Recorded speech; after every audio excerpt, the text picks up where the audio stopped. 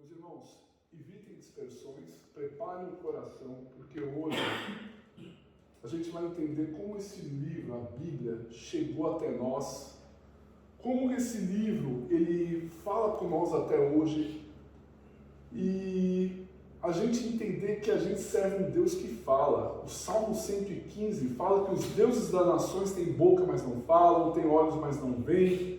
Logo, um Deus que não fala é uma fraude, é uma mentira. Ou melhor, um Deus que não fala não existe. O nosso Deus fala. E Ele vai falar muito essa noite. Abra a palavra de Deus lá em 2 Timóteo 3, 16 e 17.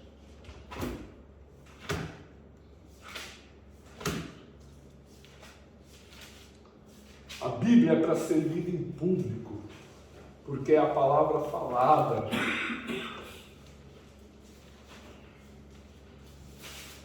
Lembrando que quem quiser o PDF, eu mando no grupo. 2 Timóteo? 3, 16 e 17. É lá para o final.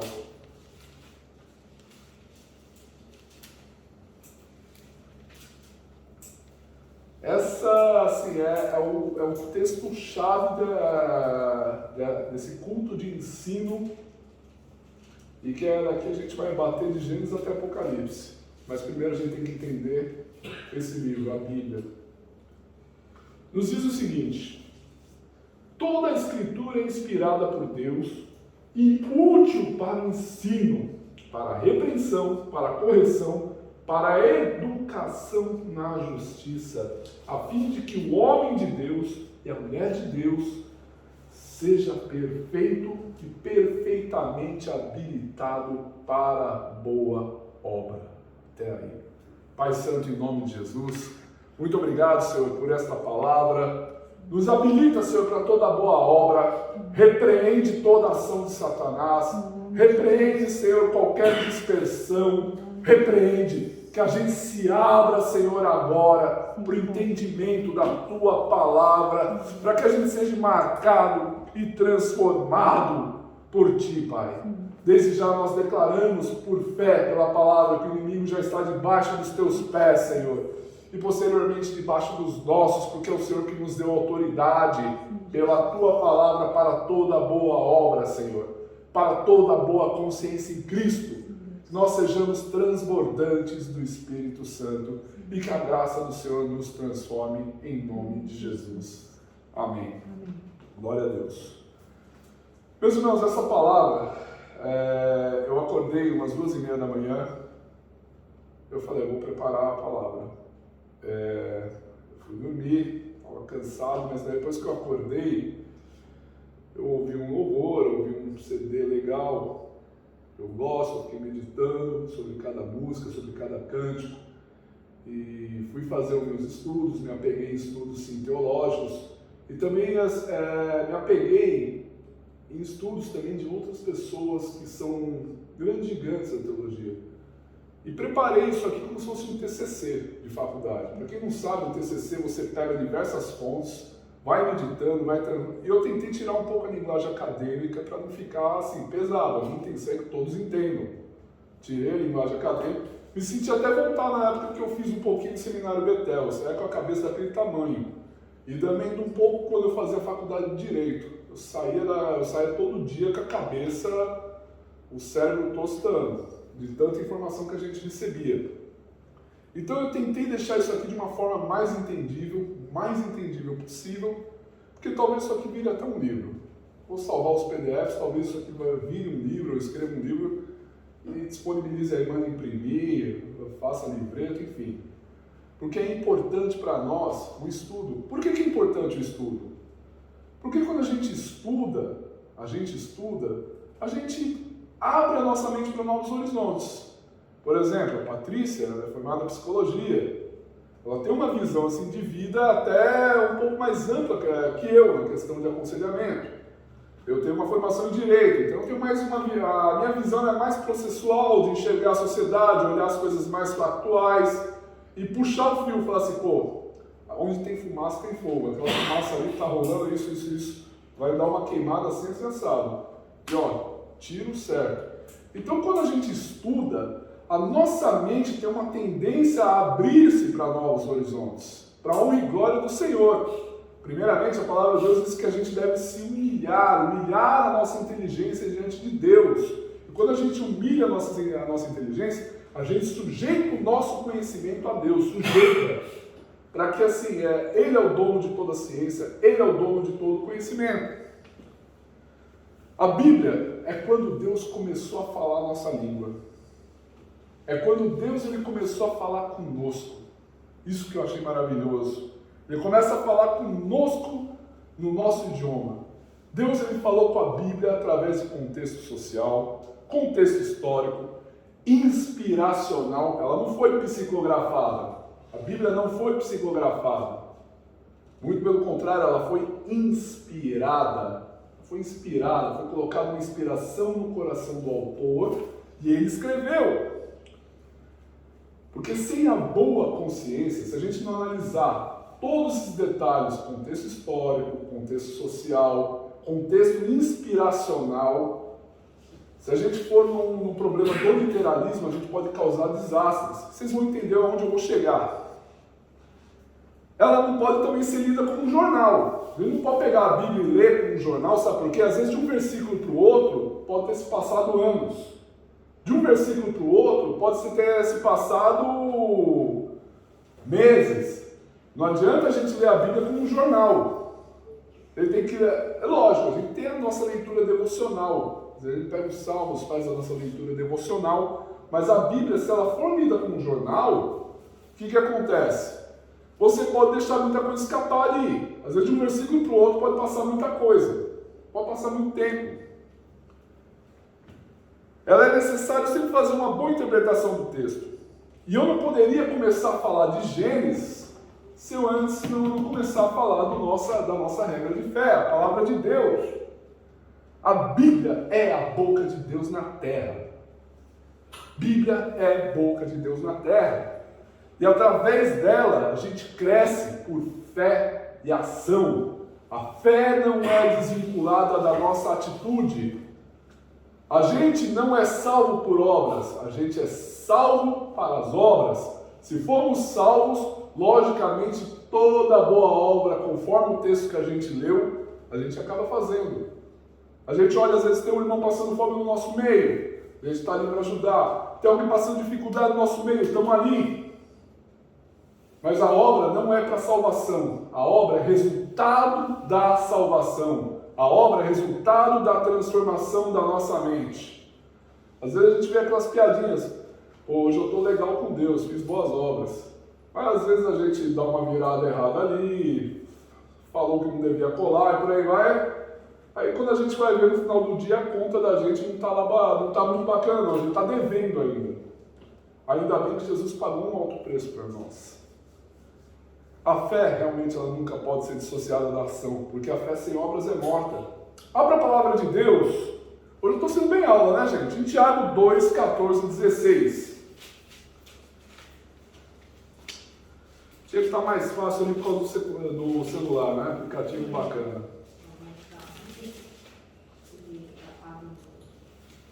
Mas é Tiago? Tiago 2, 14 até 16.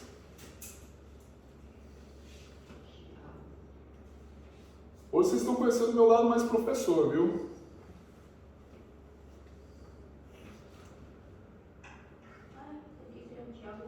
Arrancaram o Tiago da Bíblia? É só esse mesmo. Mas eu tenho até 5 só. Não, capítulo 2. Capítulo 2, desculpa. Capítulo 2. Gente, se eu estiver falando difícil, vocês falam comigo, viu? Eu estou tentando. Capítulo 2. 14, verso 14. Capítulo 2, verso 14. Beleza. Isso aí. Tá. Até o verso 16. Lê aí, Júnior, você que achou? E algum de vós me disser, ide em paz, aquentai-vos e fartai-vos, mas não lhe derdes as coisas necessárias para o corpo, que proveito há nisso? Assim também a fé, se não tiver obras, é morta. Aqui. Não, até o verso 16. Então, Tiago 2, 14 e 16. Ah, no 14. Meus irmãos, que aproveito se alguém disser que tem fé e não tiver obras, pode essa fé salvá-lo? Se o irmão ou a irmã estiverem nus e tiverem falta de mantimento cotidiano, e algum de vós lhe disser, ide em paz, aqueitai-vos e fartai-vos, mas não deres as coisas necessárias para o corpo, que aproveito a nisso? Sim, assim também é a fé. Se não tiver obras, por si só está morta. Vocês já notaram? Se eu lesse só o primeiro versículo, a fé sem obras é morta, eu ia tirar esse versículo do contexto. E ali a gente tem todo um contexto ali sobre fé. Eu torno a dizer, a fé, ela é resultado da salvação. A fé com obras é resultado da salvação, da transformação da nossa mente em Jesus Cristo. Porque eu sou salvo, logo eu pratico as obras. Porque eu sou salvo, logo eu posso ver que não pode ter um necessitado aqui no meu meio. Isso não é para eu ganhar ponto com Deus, ganhar uma estrelinha na testa.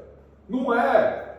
A gente quer ficar sempre bacana com Deus, mas eu torno a dizer, às vezes a gente faz uma coisa boa aqui, mas na manhã a gente já ficou devendo. Quando a gente termina o dia, por conta da nossa natureza pecaminosa, da nossa natureza de Adão, a conta já bateu errado ali. Mas ainda bem que quando Deus ele olha para nós, ele olha o sangue de Jesus, ele olha a justiça de Jesus em nós. Ele não está olhando a tua justiça, Tiago, não está olhando a tua justiça, Júnior, não está olhando a tua justiça, Cris, não está olhando a justiça do Daniel, não está olhando a minha, não está olhando a justiça da Patrícia. Porque a palavra de Deus diz que a nossa justiça é como trapos de imundícia. Deus está olhando a justiça feita por nós através de Jesus na cruz. Eu acho interessante quando a gente tira esse versículo de fora de contexto, a gente acaba caindo no fideísmo. Inclusive Lutero, quando ele falava de salvação, era para Martinho Lutero, o iniciador do protestantismo, ele lia para Tiago, quando ele falava da salvação pela fé, ele achava que a carta do Tiago era uma carta de palha, não servia para nada na Bíblia. Mas depois, com o tempo, ele foi lendo, foi entendendo, foi mudando a opinião dele. O reformador, Martinho Lutero, quando houve o rompimento com a Igreja Católica. Logo nisso, a gente entende que a fé não é fideísmo. Vou escrever aqui. Vocês já ouviram falar dessa palavra, fideísmo? Já ouviram falar? A fé não é fideísmo. O que é fideísmo num conceito simples? Depois você pode ver um conceito mais forte nos Wikipédias da vida. Num conceito simples, é uma fé sem razão. É uma fé doida. É uma fé não racional. E a fé, ela é muito racional, se a gente for meditar. A fé, ela é inspirada por Deus. A gente pode tomar uma ação e realmente ter aquela lugar porque Deus nos inspirou. Ou a fé é uma ação, como a gente diz aqui, obras da salvação. Eu já vi casos no Brasil, eu sou 18 anos mais velho que a Cris, então a Cris não vai lembrar. Eu lembro quando eu era pequeno. Eu também devo ser um pouco mais velho que o Júnior, então talvez não é. Matieco lembra. Lembra quando tinha aquelas reportagens no Brasil, no caso das testemunhas de Jeová, e que os pais rejeitavam que o filho recebesse transfusão de sangue? A criança acabava morrendo, mas os pais deixavam os filhos morrerem por causa de um fideísmo, de uma religião. Deixaram o filho morrer por causa de uma interpretação errônea das Escrituras. Eu posso dizer, às vezes a gente tem interpretação errônea também. Às vezes eu falo de cura aqui também. Mas às vezes eu também creio que a cura pode vir através do médico. A cura pode vir através de um remédio. A cura pode vir através de um psicólogo. A cura, às vezes uma igreja não consegue dar uma... Tem gente que se você der uma paulada na cabeça dela, ela sara na hora. Tomou uma paulada, nossa, estou bem. Tem gente que é assim. Tem gente que às vezes o aconselhamento da igreja não ajuda tanto. Mas tem gente que se procurar um profissional, um psicólogo, ela vai começar a entender melhor a situação dela. A gente é tudo falho. Tem gente que pode não entender de lei, mas se ela procurar um advogado, que tem uma formação, ele vai entender e vai saber, olha, o melhor caminho, um advogado honesto. Infelizmente, né? O advogado honesto ele vai passar todo o trâmite processual. Eu vou ser franco, conforme aquilo a gente estuda, a gente sabe que tem processo que não vai ganhar, porque a gente já sabe todo o formato já da lei ali. A pessoa, não, doutor, eu quero fazer isso. O advogado vai olhar, que injustiça, né? Que sacanagem. Não, vamos processar. Eu já ganhou, é aquela velha história, eu já ouvi aquelas piadas na faculdade que o doutor falava, eu nunca perdi um processo na vida. O cliente já. O cliente dele já, mas ele nunca. Vocês estão entendendo a piada? Porque ele já me recebeu já. Porque o advogado ele sabe como funciona a questão processual. Ele sabe, a lei vai bater isso. A pessoa, não, mas é injusto, ele vai lá. Mas se você tiver uma mente humilhada a Cristo, uma pessoa ela vai seguir. Não estou falando que outros advogados não são ruins. Mas quando a gente precisa de um auxílio, a mente humilhada a Cristo faz com que a pessoa siga de forma mais correta. A gente olha muitas vezes, eu já vi casamentos serem destruídos por causa de fideísmo. Porque às vezes faltou um pouco de sabedoria na esposa crente, faltou um pouco de sabedoria no marido crente, faltou alguma coisa, fideísmo. Às vezes não está buscando uma fé racional, a fé ela é racional. Às vezes eu creio, irmãos, que Deus ele inspira, porque nós somos continuistas. A gente crê na continuidade dos dons de Deus. Mas eu vou ser franco, eu vou esperar as coisas caírem do céu? Se eu posso fazer alguma coisa? Se eu posso procurar profissionais? Se eu posso mudar a situação? Se eu posso adiantar o processo? Eu vou esperar cair do céu? Não, senhor, é esse parquinho no céu, eu quero o Titanic. Olha o Titanic, mas o Titanic tem a pessoa está na ilha ali, né? Ah, mas eu não gostei desse Titanic não. Senhor, eu quero um avião, vai passando... Olha os processos que a pessoa teve que fazer para poder sair da ilha, mas morreu na ilha. E o fideísmo, ele é uma falta de fé, ser irracional. Fica em jejum direto para ver o quanto a tua saúde não vai para o espaço. Quanto para você não mandou para a tua saúde no espaço. Fica. Então a gente tem que analisar que a fé, a gente toma atitudes diante de Deus. A gente humilha a nossa inteligência, a gente se humilha diante de Deus e toma uma ação. Repita comigo, pela fé. Pela fé. Eu tomo atitudes. Em Deus. Em nome de Jesus. Pela fé. Eu quero compreender a Bíblia em toda a sua plenitude.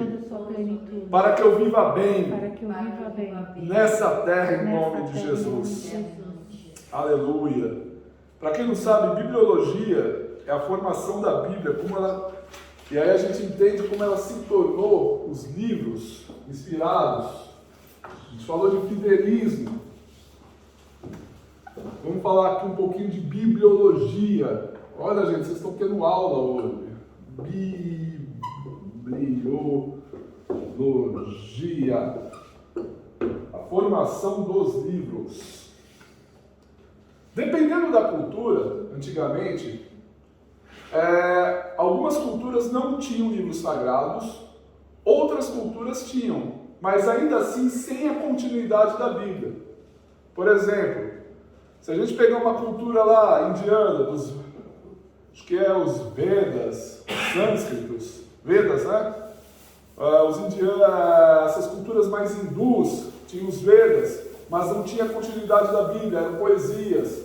Se a gente pegar os romanos e os gregos, eles não tinham livros sagrados, eles tinham os poetas e as poesias, as Ilíadas de Homero, enfim. Se a gente pegar mais recente, posterior à Bíblia, os muçulmanos têm o Alcorão. Eu me lembro que em direito constitucional, falávamos que a primeira constituição realmente que o povo teve foi o povo hebreu. O povo hebreu teve a primeira constituição, que são os 5 primeiros livros da Bíblia, chamados de Pentateuco. Isso aí. Está afiado. O Pentateuco eram os 5 primeiros livros da Bíblia. Quem escreveu? Moisés. Por quê? Porque Moisés ele estudou nas melhores universidades da época, estudou com os egípcios, ele aprendeu a ler e escrever, escravo não sabe ler e escrever, mas a gente vai começar a falar mais de Moisés quando a gente começar no Gênesis. Então, só para vocês terem uma ideia, alguns povos tinham assim, as suas regrinhas. Os egípcios, eles tinham os livros dos mortos. Os egípcios tinham os livros dos mortos, como era o procedimento no pós-vida dos egípcios, como que era a questão da morte, tudo. A Babilônia tinha os textos de Zarastruta. Obrigado, Cristina. Obrigado, Deus te abençoe. Tinha os textos de Zarastruta, os babilônios. Só para você ter uma ideia, só que nenhum desses livros tinha um compêndio que a Bíblia tem, 66 livros. Antes disso, tinha-se a lei, os salmos, os profetas, tudo compendiados em livros para o povo de Israel.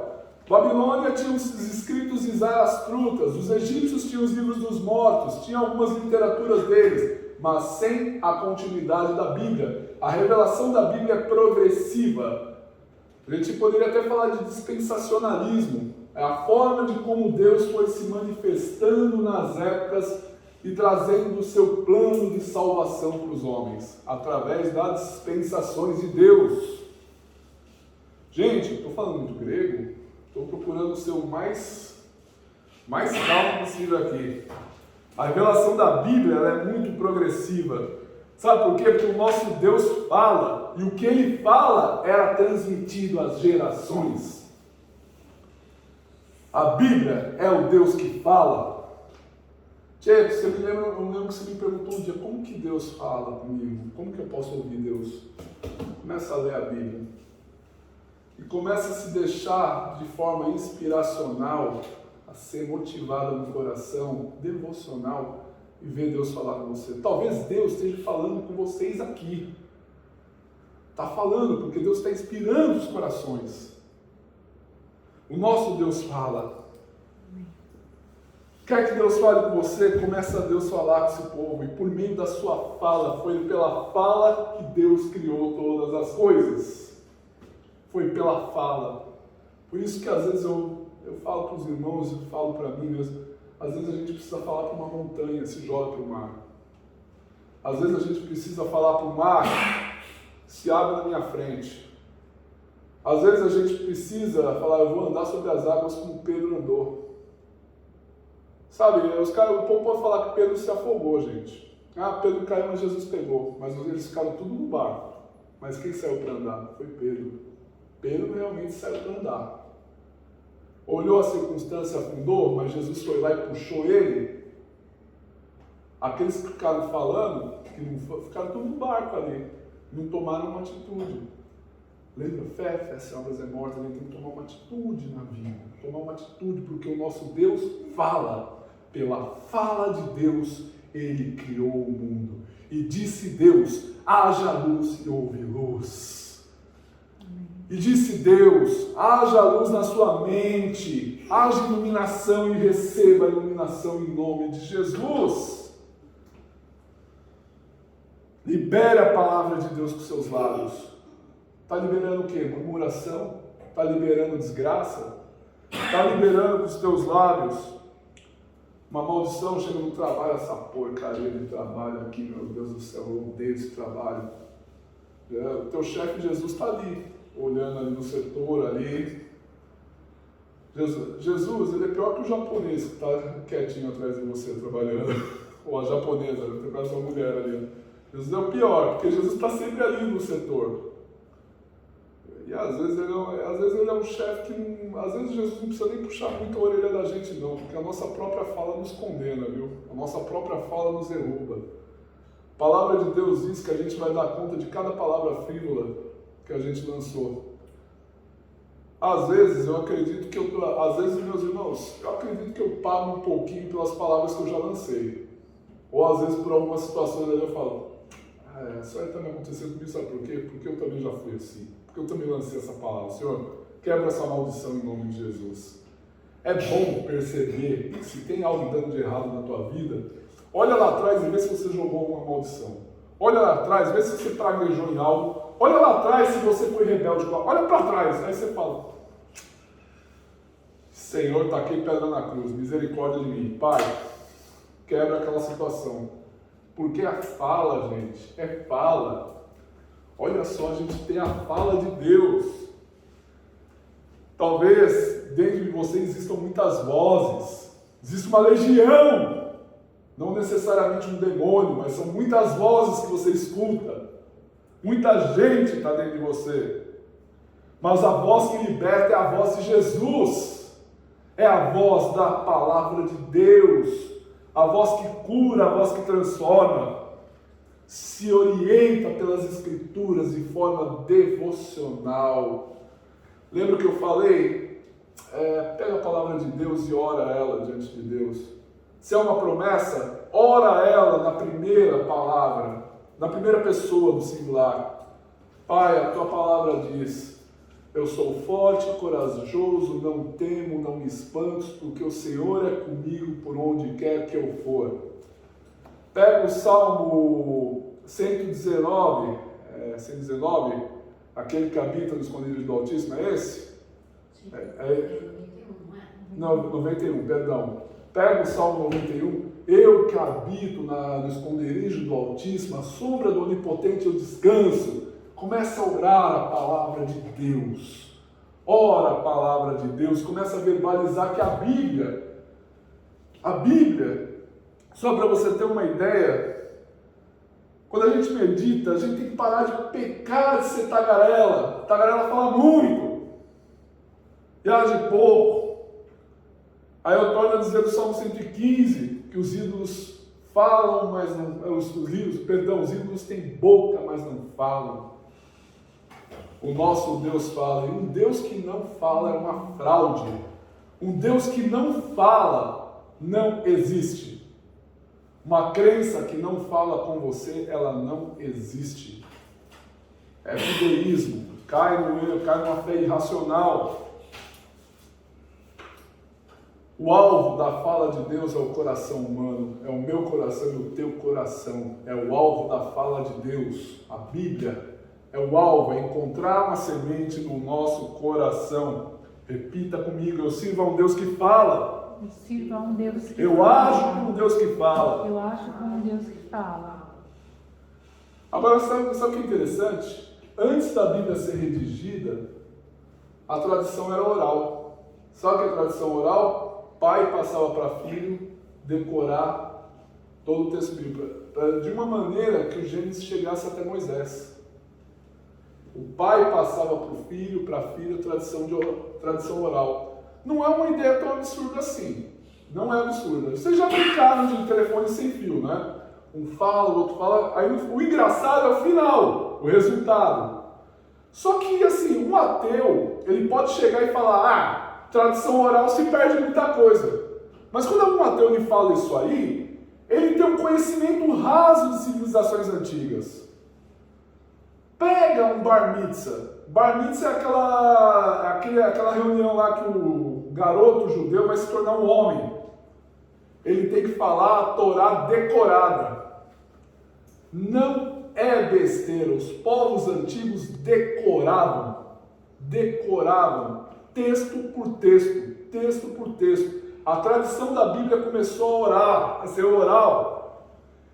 E quando a gente vê a própria Bíblia sendo feita em fala. Por exemplo, os profetas falavam em poesias, os salmos são falados em poesias. Eu gostei de um texto que eu peguei aqui. Shema Israel, Adonai, Eloheinu, Adonai Echad. Ouve Israel, o Eterno é nosso Deus, o Eterno é um. Eles decoravam a fala. A tradição oral não é tão absurdo assim. Os povos antigos, como era uma sociedade agrária, a tua palavra tinha peso. Ele não precisava de um contrato escrito. A tua palavra tinha peso ali. Olha, vou te dar uma junta de bois por tal terra. Não sei. A palavra tinha peso, tinha testemunha. Lembra o texto bíblico? Para ser testemunha naquilo que a gente falou, vamos redigir um altar aqui. Vamos levantar uma pedra aqui para selar o nosso contrato aqui, a nossa fala. As palavras tinham peso e eram decoradas. Então, muitas vezes um ateu pode falar, mas a tradição oral, igual o telefone tem sem fio, se perde. Não, o pessoal decorava naquela época. Não tinha TV, né, gente? Não tinha TV, não tinha WhatsApp, não tinha nada. O que vamos fazer? Vamos decorar o texto bíblico. E eu garanto que hoje, antigamente, eu que sou um crente mais antigo, a gente tinha mania de decorar versículo bíblico. Hoje é meio difícil se eu chegar numa garotada que só fica no aplicativo, pô, acha aí o texto bíblico aqui, ele não vai saber mexer nisso, ele vai saber manusear isso, ou às vezes não vai ter nem texto, o versículo bíblico na cabeça dele. Putz, eu sei que está na Bíblia, não sei o quê. É igual calculadora, gente. Eu não sei se vocês estiveram na escola, mas lembra quando tinha que decorar a tabuada? Com chamadinho oral ainda? Chamadinho oral? Tinha que sabe. Eu também sei. Você também. Pegou também, Bruno? Tinha que decorar a tabuada. Eu usava o lápis. Se não tomava tabuada. Se não tomava tabuada na mão. Né? Quem não decorasse tabuada, levava tabuada. Não era diferente. Eu sou de uma geração que a gente decorava versículo bíblico. Olha, decora um versículo bíblico aí. Também o povo antigo não era diferente. Era muito comum pegar um hebreu daquela época e saber falar de Gênesis até chegar a Moisés ali, para ele continuar o êxodo e tudo. Mas ele falava, no princípio criou Deus o céu e a terra. E a terra era sem forma, vazia, o Espírito de Deus pairava sobre ela, sabia isso de cor e salteado, e disse Deus, haja luz e houve-se luz. Não era um telefone sem fio, era uma tradição oral, era passada, para você ver que a Bíblia não foi feita só para sua leitura particular, ela foi feita para ser lida em público. A Bíblia foi feita para ser lida em público. Eu estou apaixonado por esse livro, estou amando esse livro. Foi feito para ser lido em público. A Bíblia, só para você ter uma ideia, por que vocês acham que quando a gente invoca o Senhor, a gente usa a palavra dele? Às vezes a gente nem sabe, mas a Bíblia diz, invoquei ao Senhor, Rei dos Reis, grande Deus, e a terra se abalou. Isso aí virou até um louvor. A palavra de Deus diz, Jeremias 33, 13, invoca-me e responder-te-ei coisas ocultas, coisas que não sabem. Invoca o Senhor. É a palavra falada. Eu disse que a sociedade da época era agrária. Mas se a gente for analisar, Lutero, ele era monge, Martinho Lutero.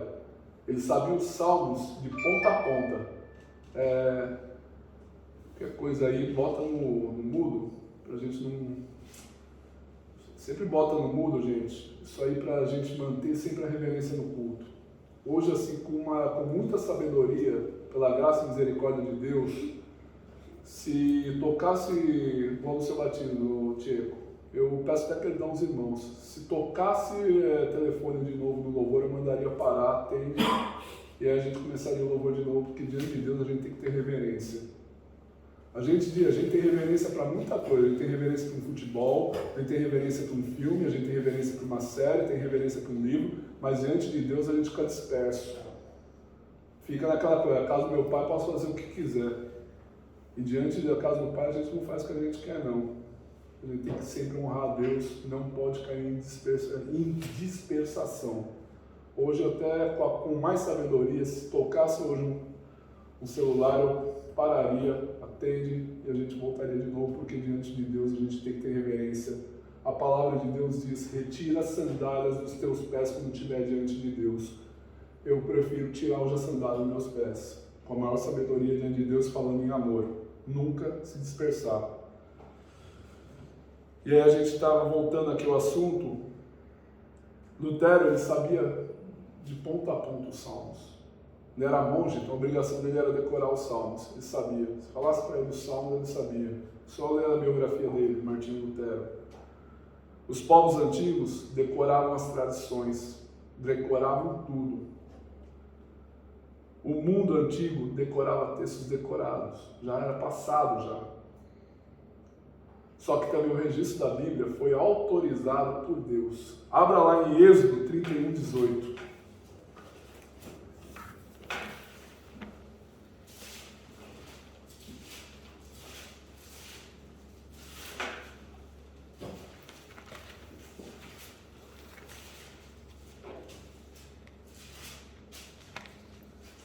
Êxodo 31:18.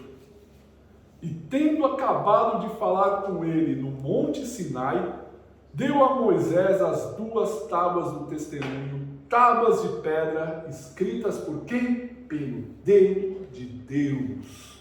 Escritas pelo...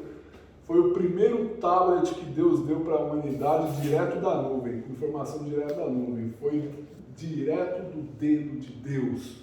Por que Deus fez aquilo? Profeticamente. Ele estava falando para Moisés, registra tudo, para que outras gerações conheçam. E Moisés, ele teve as tábuas do testemunho, o dedo de Deus. Notou, irmãos? A primeira escrita da palavra de Deus também foi pelo próprio Deus. O próprio Deus escreveu em tábuas de pedra. Profundo isso aí. O primeiro tablet com informação direta da nuvem, né? Brincadeiras à parte, a gente vê aqui Deus registrando sua palavra para que ela atravessasse gerações, povos e cumprisse a sua promessa. No capítulo 24, 12 de Êxodo, dar os mandamentos que eu escrevi para o meu povo. Deus falou para Moisés, lá em Êxodo 24, 12, olha, eu vou te dar os mandamentos para você passar para o meu povo. Vem, e Deus foi lá e escreveu com o dedo dele. É isso que a Bíblia nos ensina. Termo técnico, vai, esse não é um termo técnico aqui. Bíblia vem da palavra biblion, do grego. Estou meio professor hoje. Biblion.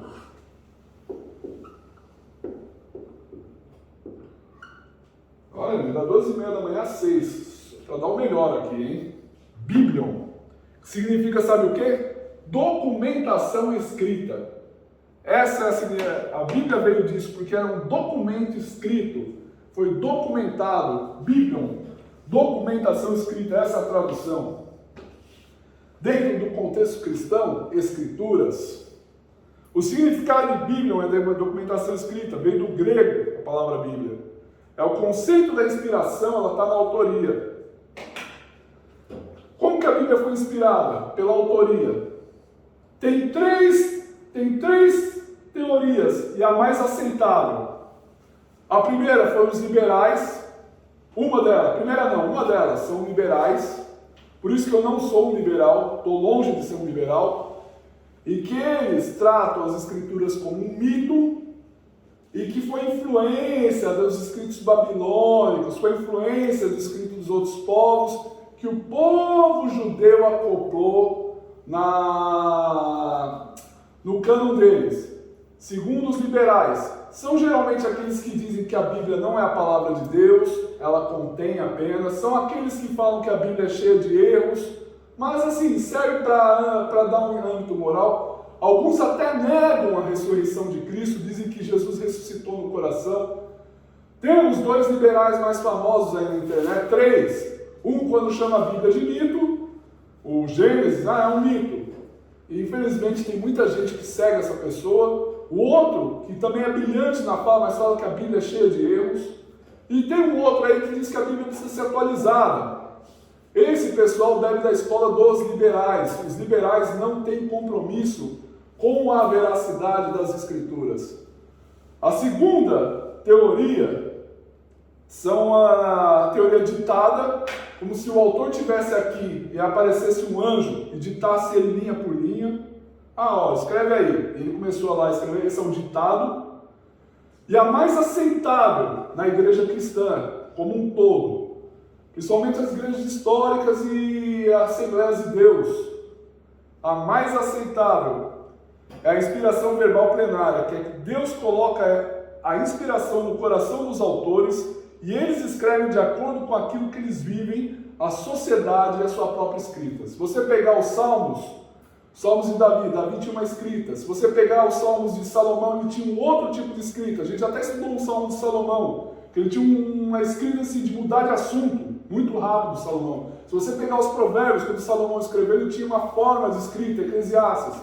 Se você pegar Jó, ele tinha uma forma de escrita. Se você pegar Moisés, ele tinha uma forma de escrita. Josué tinha uma forma de escrita. Ou seja, ela é inspiracional, por quê? porque ela inspira no coração do autor e o autor vai escrever de acordo com a realidade dele. Por exemplo, se nós fôssemos inspirados a escrever a Bíblia no nosso coração, a gente ia falar daquilo que a gente vê, daquilo que a gente entende e conforme a gente escreve. Alguns iriam escrever bem, outros escrever mal, mas escrevem de acordo com aquilo que foi inspiracional. Então essa é a forma mais aceita por todos os estudiosos da palavra de Deus. Ela é inspiracional. Ela não é como os liberais, que tinham a autoridade da palavra de Deus. Ela não é também da forma ditada, porque da forma ditada, se fosse Deus ditando, ele ia seguir um padrão. O padrão é esse. Todos escreveriam da mesma forma escrita. Mas no caso contrário, não. A forma inspiracional é cada autor colocou também um pouco da visão dele. Se você for ver Jeremias, o profeta chorão, ele só escreveu elegia. Elegia é tristeza. Ele só escreveu tristeza ali. Se você for ver Isaías, ele foi messiânico. Se você for ver, já disse Davi e outros, se for ver, Davi escrevia muito em poesia. E às vezes Davi escrevia até o que estava dentro dele. Doeg, vou falar na minha linguagem de hoje. Doeg, aquele pilantra que foi lá e por causa dele morreu o sacerdote que me acolheu, me ajudou. Senhor, não deixa passar barato isso aí.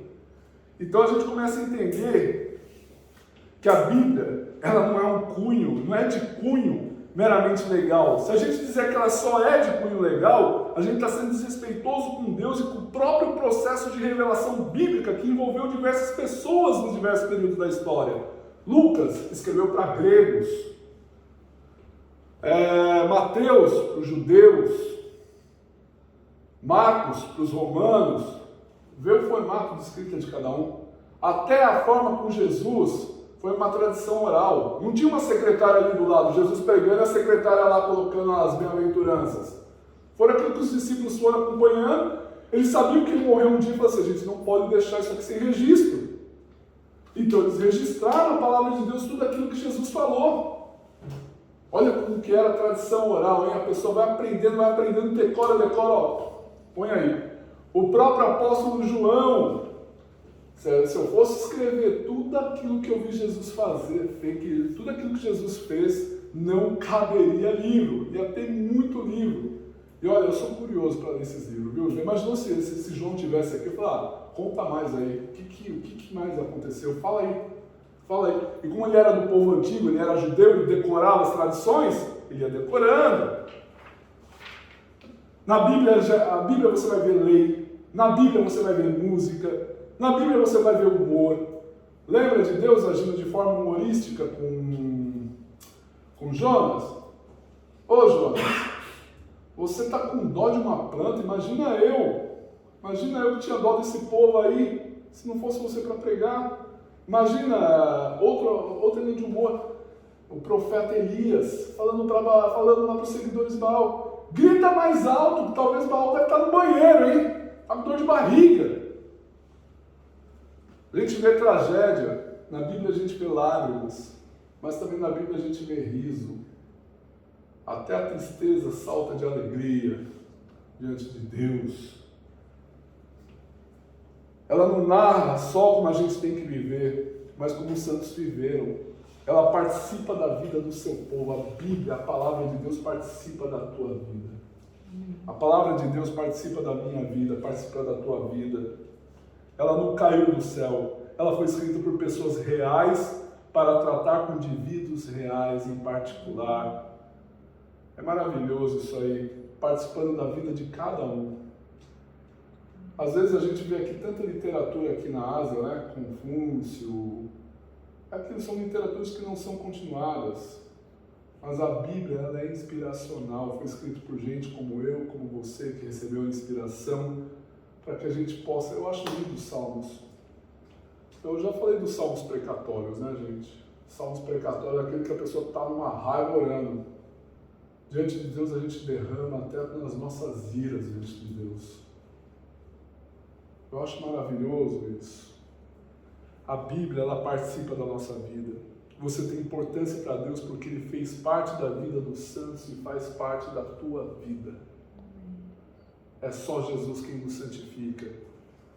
Talvez você se puna porque a sua vida com Deus não é bem uma vida de relacionamento, mas foi uma vida religiosa, uma vida legalista, e você pode se punir: ai meu Deus, eu não mereço, ai meu Deus, eu sou uma porcaria.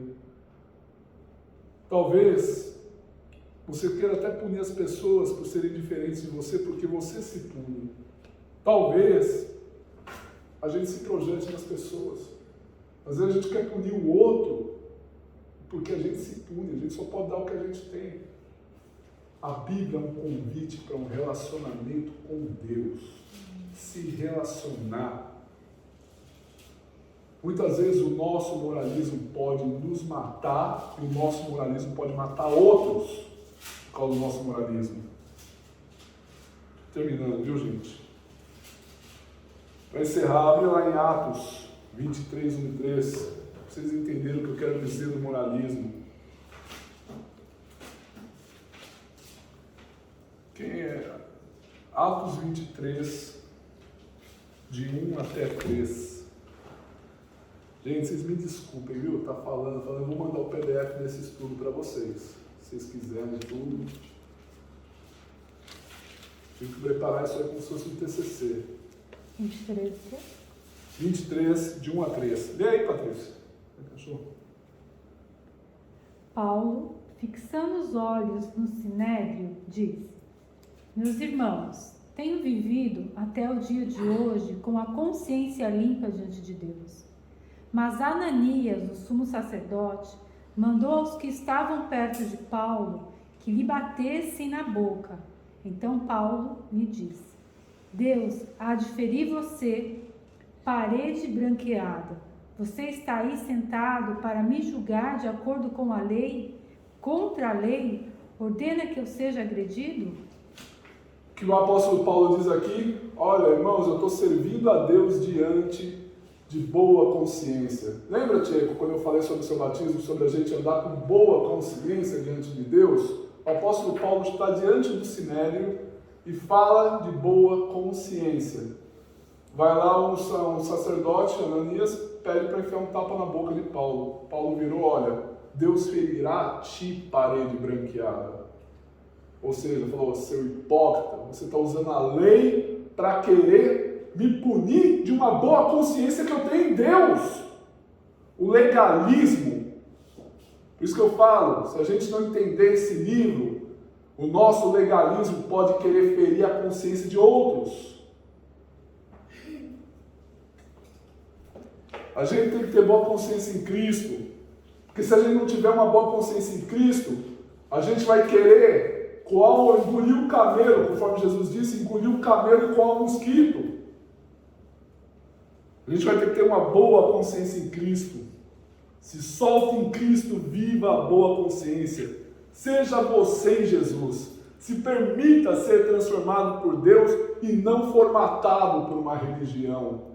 Não se formatar, mas ter uma mente transformada em Jesus. Transcender Jesus.